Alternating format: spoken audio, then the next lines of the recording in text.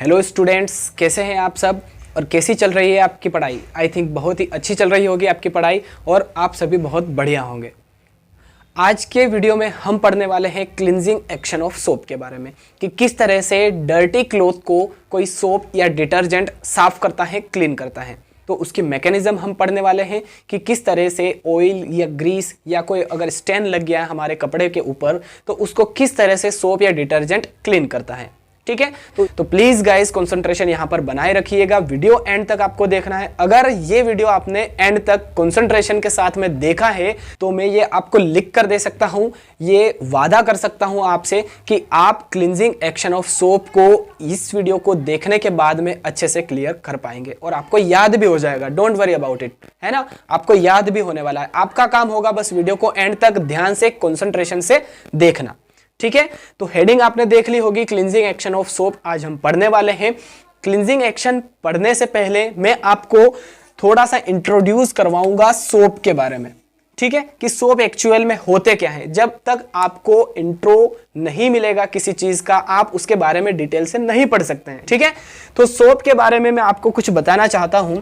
Soap actual में है क्या चीज, है ना। तो सोप किसको कहते हैं? Long chain salt of carboxylic acid. Carboxylic acid, ठीक है। अब कार्बोक्सिलिक एसिड मतलब क्या sir? Carboxylic acid means COOH होता है। हाँ भैया, वही है, COOH मींस कार्बोक्सिलिक एसिड ही होता है ना। आप सही सोच रहे हैं। ठीक है, तो long chain salt of carboxylic acid क्या कहलाते हैं? सोप कहलाते हैं। ठीक है, long chain salt of carboxylic acid को क्या कहते हैं? हम सोप कहते हैं। ठीक है, अब इसका जो जनरल फॉर्मूला है वो होता है RCOO नेगेटिव Na पॉजिटिव। ठीक है, या फिर एक और फॉर्मूला आप कह दें RCOO negative and K positive. ठीक है, सोडियम, यहां पर सोडियम है, यहां पर पोटेशियम है। R की जगह हम यूज करेंगे C17H35 का। ठीक है, इस क्वेश्चन के आंसर को समझने में हम यूज करेंगे C17H35 किसकी जगह? R की जगह, यहां पे भी, है ना। तो C17H35 COO Na ये जो होता है इसको हम कहते हैं सोडियम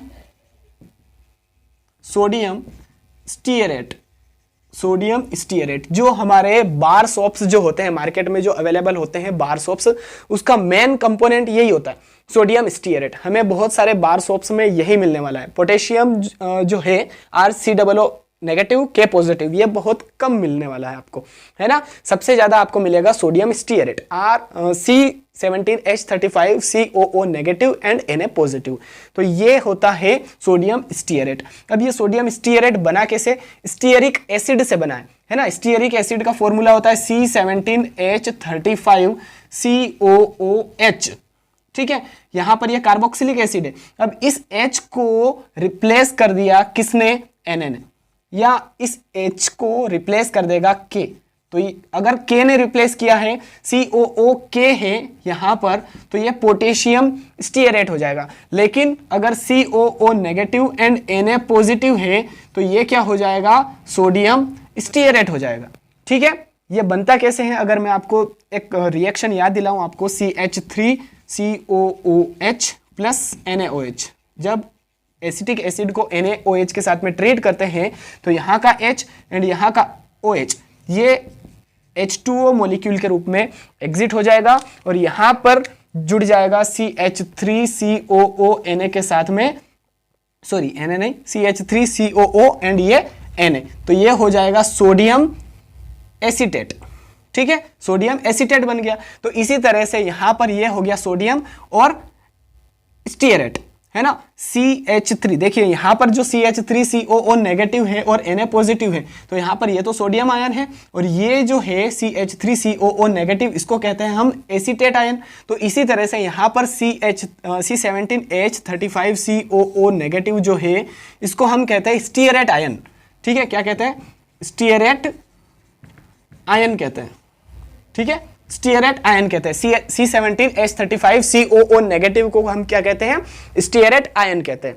ठीक, तो ये बना कैसे आपको अच्छे से क्लियर हो चुका है। जो स्टीयरिक एसिड होता है उसमें जो H प्रेजेंट होता है COOH, तो वो H और H2O ये दोनों बाहर हो जाएंगे, और अगर आपने NaOH लिया है तो NaH की जगह आ जाएगा, और अगर आपने KOH लिया है तो KH की जगह आ जाएगा। तो सोडियम स्टीयरेट या फिर पोटेशियम स्टीयरेट का फॉर्मेशन हो जाएगा। बट हमें जो बार सोप्स मिलते हैं मार्केट में, वहां पर मोस्टली सोडियम स्टीयरेट ही मिलता है मेन कंपोनेंट के रूप में।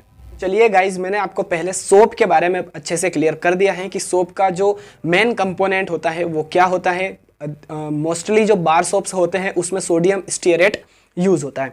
ठीक है, तो जो जनरल फॉर्मूला है उसको लेकर चलते हैं, और जो मेजर कंपोनेंट होता है, मेन कंपोनेंट होता है सोप का, उसको लेकर हम ये क्वेश्चन करने वाले हैं। ठीक है, तो जनरल फॉर्मूला क्या होता है? RCOO negative and Na positive.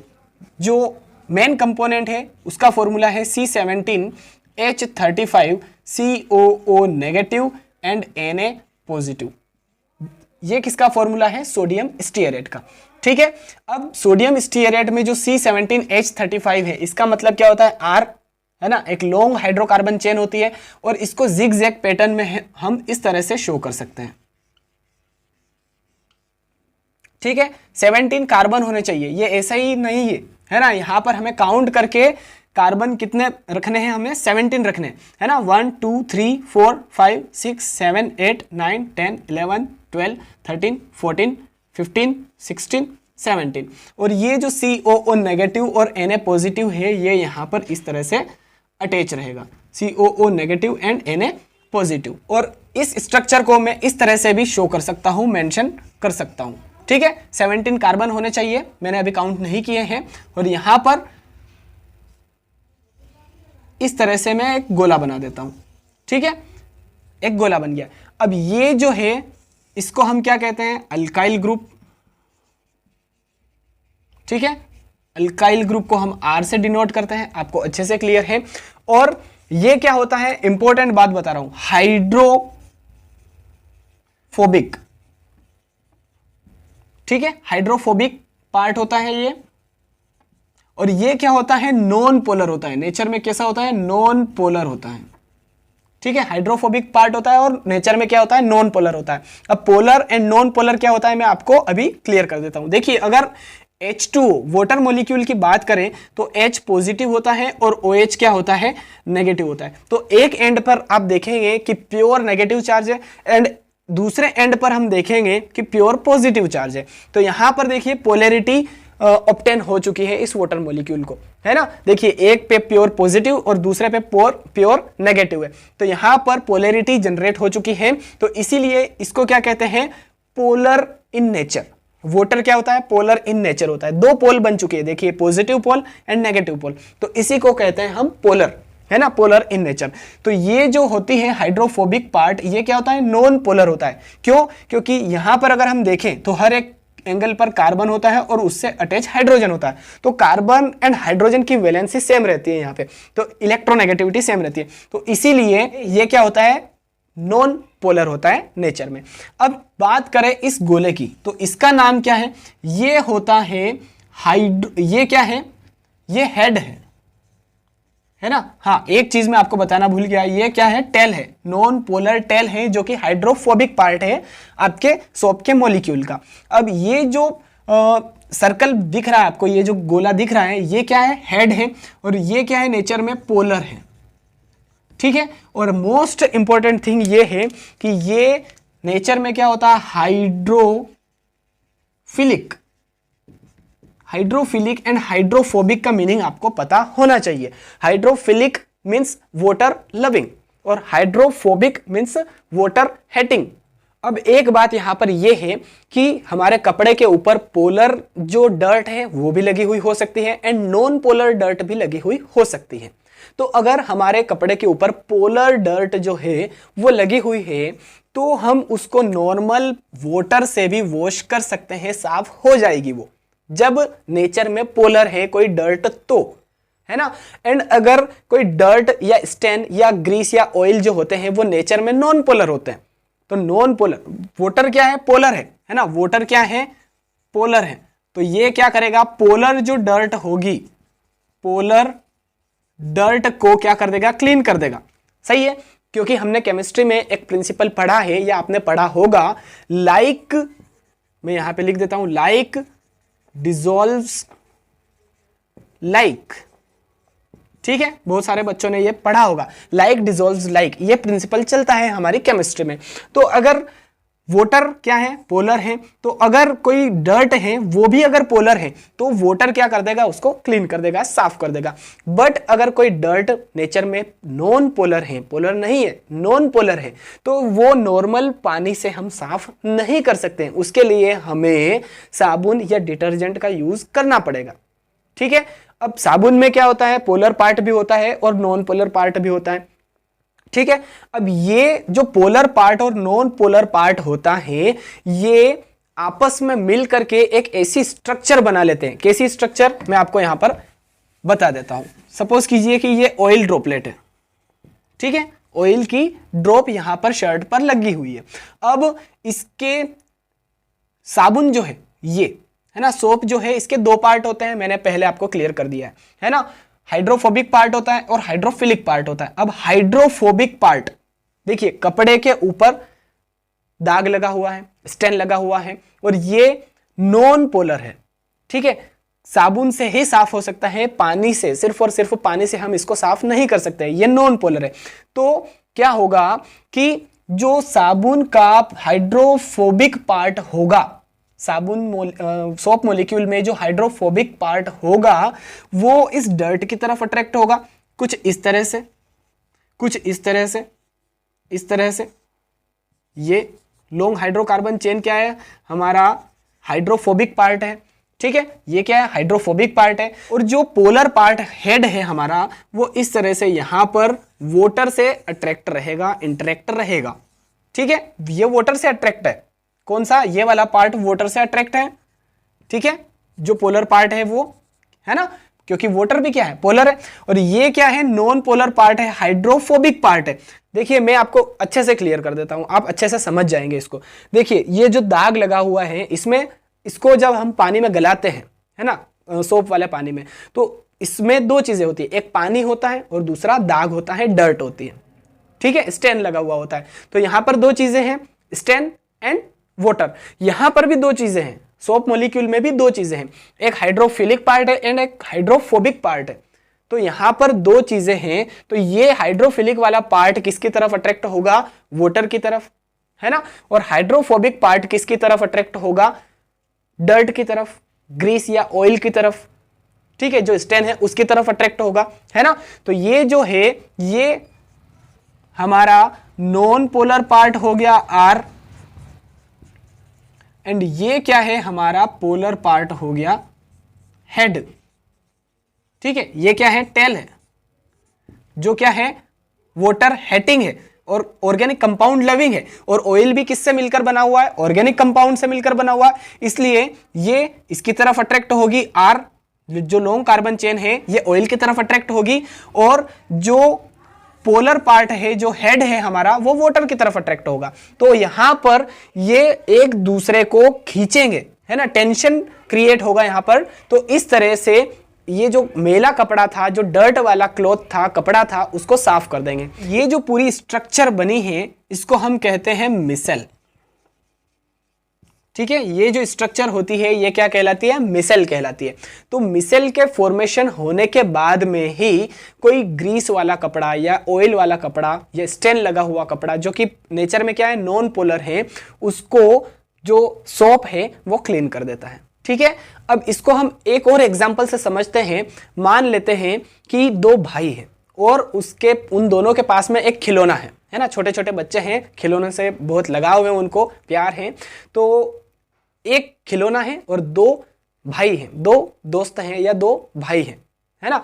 अब एक खिलौना है, दोनों खेलना चाहते हैं उससे, तो एक उसको इस तरफ से खींच रहा है और दूसरा उसको इस तरफ से खींच रहा है। तो दोनों एक दूसरे को खींचेंगे अपोजिट डायरेक्शन में, तो क्या होगा, वो खिलौना टूट जाएगा, बीच में से ब्रेक हो जाएगा, है ना, टूट जाएगा।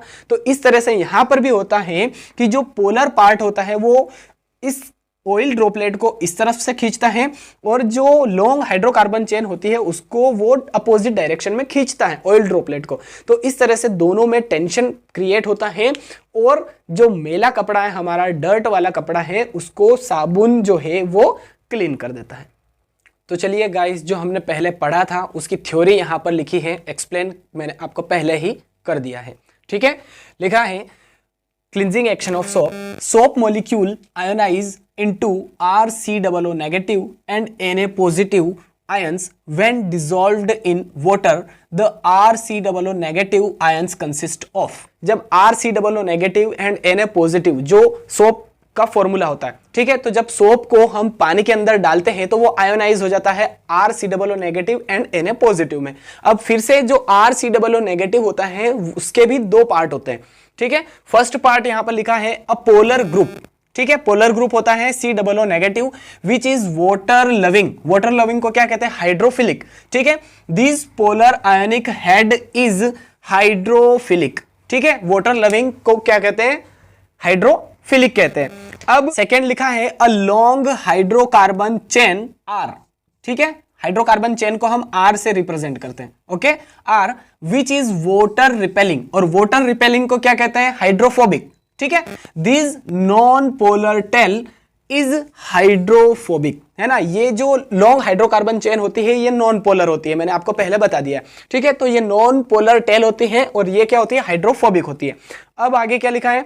व्हेन ग्रीस और oil on the cloth comes in contact with soap solution, the stearate ions arrange themselves in such a way that its hydrophobic part is in the oil or grease and hydrophilic part project outside the oil droplets. As the hydrophilic part is polar, this polar group can interact with the water molecule present around the oil droplets, which is pulled away from the surface of cloth into water to form micelle. ठीक है, बहुत ही important चीज है micelle. The oil droplet remain trapped in micelles which are easily rinsed away with water. ठीक है, जो theory है बस वही लिखी है, एक्सप्लेन मैंने आपको पहले कर दिया है। ठीक है, तो ये थी क्लिंजिंग एक्शन ऑफ सोप कि किस तरह से गंदे कपड़े को, डर्टी क्लोथ को साबुन साफ करता है, क्लीन करता है। क्लिंजिंग एक्शन सोप मैंने आपको अच्छे से क्लियर कर दी है। देखिए, इतनी मेहनत आपके लिए कोई भी नहीं करने वाला है। प्लीज वीडियो अगर आपको अच्छा लगा है, इंफॉर्मेटिव लगा है, अगर आप इस वीडियो से रियली कुछ सीखे हैं, आपको कुछ सीखने को मिला है, तो प्लीज वीडियो को लाइक कीजिए, अपने फ्रेंड्स के साथ में ज्यादा से ज्यादा शेयर कीजिए। एंड अगर आप पहली बार चैनल पर आए हैं तो प्लीज चैनल को सब्सक्राइब करके बेल आइकन प्रेस कीजिए, ताकि इसी प्रकार के इंफॉर्मेटिव वीडियोस आपको इजीली अच्छी तरीके से समझ में आ जाए। ठीक है, चलिए मिलते हैं अब नेक्स्ट वीडियो में। Till then, thank you so much. जय हिंद।